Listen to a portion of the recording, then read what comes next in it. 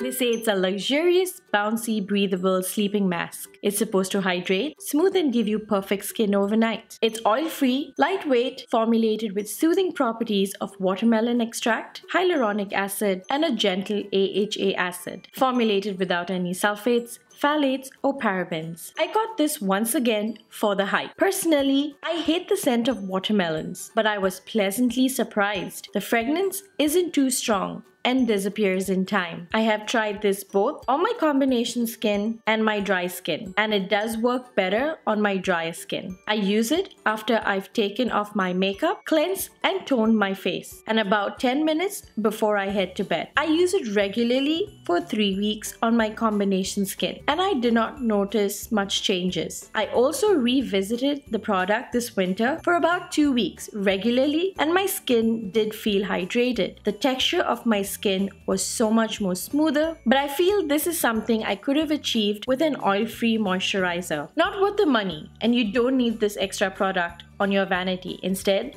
invest in a good hydrating and moisturizing cream in case if you have dry skin, a light hydrating serum if you have normal skin. It does have a goopy texture, but when massaged into the skin, it dries within 10 minutes. To me, I feel it was a waste of my $22. I'm thinking, if you don't like thick moisturizers, you may like this. And also, I must say the packaging is really cute, and it will do its job of sitting pretty on your vanity. I don't think it's worth $22. I'm going to be adding the ingredient list here for you to read.